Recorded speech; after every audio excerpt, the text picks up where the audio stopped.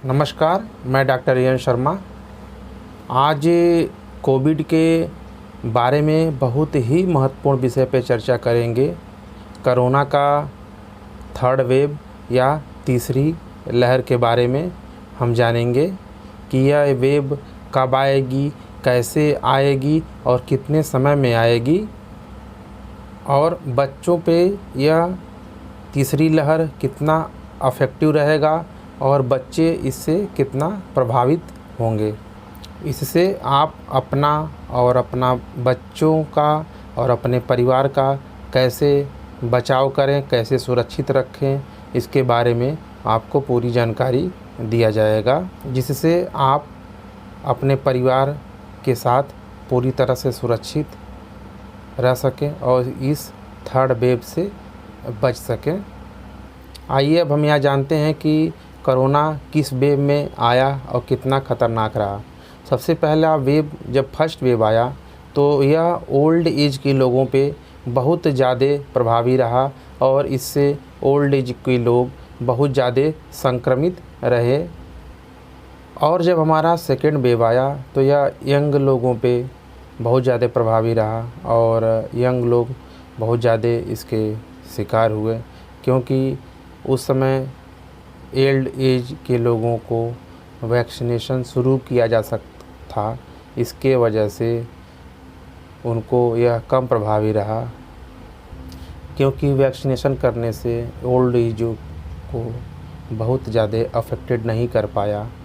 और देखा यह गया कि सेकेंड वेव फर्स्ट वेव से बहुत ही ज़्यादा ख़तरनाक रहा, जिसके कारण बहुत सारे लोग अफेक्टेड हुए और कई लोग मर गए।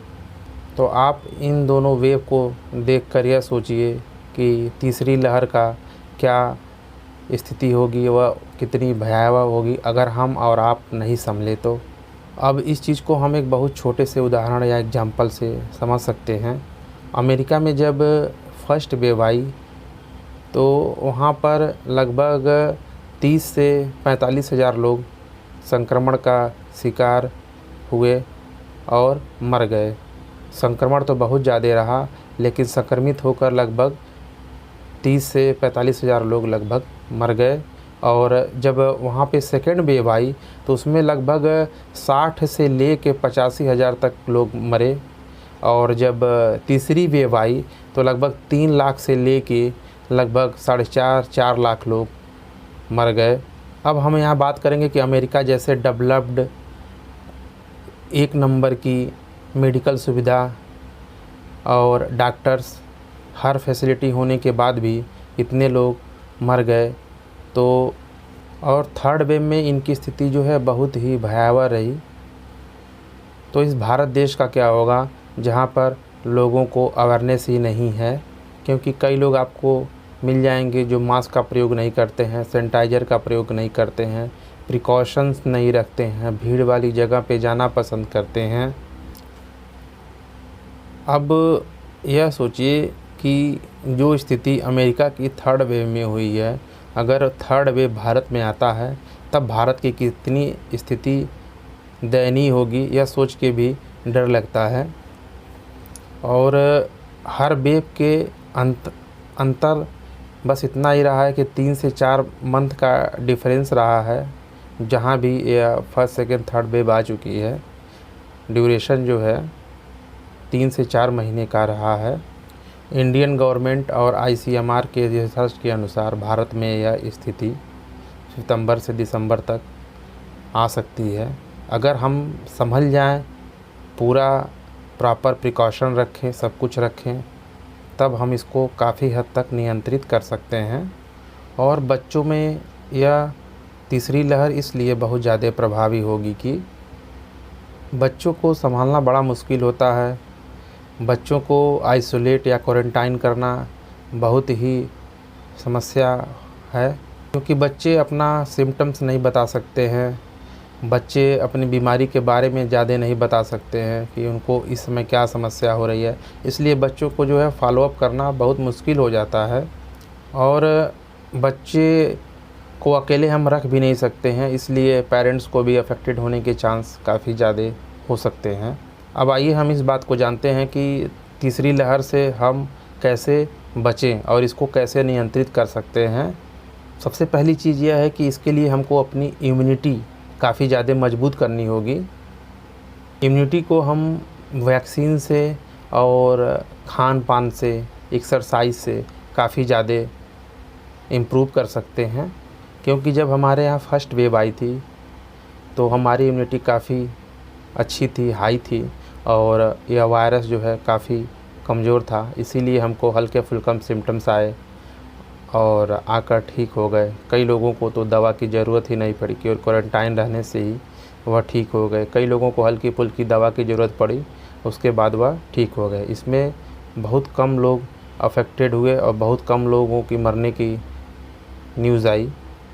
और जो यह दूसरी वेव आई उसमें हमारी इम्यूनिटी काफ़ी वीक हुई और उसमें जो है मोर्टेलिटी रेट बहुत ज़्यादा हुआ, क्योंकि हमारी इम्यूनिटी वीक हो गई थी और यह वायरस चेंज होके बहुत ज़्यादा मजबूत हो गया था। और यह तीसरी वेव के जो वायरस होंगे बहुत ज़्यादा वेरिएंट होंगे, बहुत ज़्यादा अफेक्टिव होंगे, और इनके सिम्टम्स क्या हैं वो भी नहीं अभी पता किया जा सका है। क्योंकि जब आएंगे तभी वो डिटेक्ट हो पाएंगे कि क्या सिम्टम्स हैं, क्योंकि इनके सिम्टम्स अलग अलग हो सकते हैं। इसलिए हमको अपनी इम्यूनिटी बहुत ही मजबूत करनी होगी और इसको डेवलप करना होगा। इसके लिए हमको अपना वैक्सीनेशन करवाना बहुत ही आवश्यक है, क्योंकि वैक्सीनेशन से जो हमारे अंदर इम्यूनिटी आती है, एंटीबॉडी बनती है, वह लॉन्ग लास्टिंग होती है, वह काफ़ी समय तक वर्क करती है, जो हमको कोविड वायरस से लड़ने में काफ़ी ज़्यादा हेल्प करती है। वैक्सीन की दोनों डोज लगवाना बहुत ही आवश्यक है, क्योंकि अगर आप दोनों डोज नहीं लगवाएंगे तो वैक्सीनेशन का कोई मतलब नहीं रह जाएगा। इसलिए आप जब भी लगवाएं अपनी दोनों डोज लगवाएं। अगर वैक्सीनेशन सभी लोगों का पूरा हो जाता है या ज़्यादा से ज़्यादा लोगों को लग जाता है तो यह तीसरी लहर बहुत कम प्रभावी हो सकती है। इसलिए अगर आप वैक्सीनेशन नहीं करवाए हैं तो अपने नज़दीकी सेंटर्स पे जाकर तुरंत अपना वैक्सीनेशन करवाएं। दूसरा बचाव है कि आप भीड़ भाड़ वाली जगह पे बहुत कम जाएं। अगर आपको बहुत ज़रूरी हो जाना तो आप प्रॉपर मास्क, सैनिटाइज़र का प्रयोग करें, और वहाँ से आने के बाद अगर आप कुछ भी खाने पीने की चीज़ों को अगर यूज करते हैं तो अपने हाथ को अच्छी तरह से साबुन से धुलकर ही कुछ खाएं पिएं। तीसरा है योगा करें, मेडिटेशन करें। अपनी लंग्स कैपेसिटी बढ़ाने के लिए लंग्स कैपेसिटी इंक्रीज़, ऑक्सीजन बढ़ाएं। उससे आप ऑक्सीजन को बढ़ाने से बेनिफिट ये मिलेगा कि अगर आपको इन्फेक्शन होता है तो आपका ऑक्सीजन लेवल नहीं गिरेगा, क्योंकि आपकी लंग्स कैपेसिटी उस समय तक बढ़ गई रहेगी। उसके बाद यह है कि आप हेल्दी डाइट लें, साथ में आप अपने ब्लड प्रेशर और ब्लड शुगर को भी काफ़ी नियंत्रित रखें। क्योंकि हम यह सोच रहे थे फर्स्ट वेव के बाद कि यह कोविड वायरस चला गया और इससे हम पूरी तरह से सुरक्षित हैं, लेकिन जब यह दूसरी लहर के रूप में आया तो हमारे पूरे भारत देश को झकझोर के और हिला के रख दिया। सोचने तक का भी मौका नहीं दिया इसने। अभी हमारे पास पूरा वक्त है संभलने के लिए, प्रिपेयर होने के लिए। अगर हम पहले से ही संभल जाएंगे और प्रिपेयर्ड रहेंगे तो हम इस वायरस से काफ़ी हद तक बच सकते हैं। मेरा आप सभी लोगों से बस यही एक रिक्वेस्ट है कि गवर्नमेंट द्वारा सभी सरकारी हॉस्पिटलों में फ्री वैक्सीनेशन किया जा रहा है। आप अपना रजिस्ट्रेशन कराकर तुरंत से तुरंत अपना वैक्सीनेशन कराएं, जिससे इस तीसरी लहर को काफ़ी हद तक रोका जा सकता है। वैक्सीनेशन कराकर आप अपना और अपने परिवार को पूरी तरह से सुरक्षित रखें।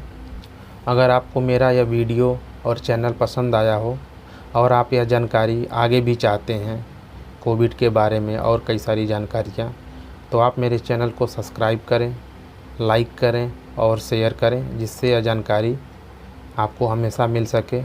अगर आपको मेरा यह वीडियो अच्छा लगा हो तो इस जानकारी को ज़्यादा से ज़्यादा लोगों तक पहुंचाएं, जिससे यह अवेयरनेस के द्वारा पूरी तरह से सुरक्षित रह सकें और तीसरी लहर से बच सकें।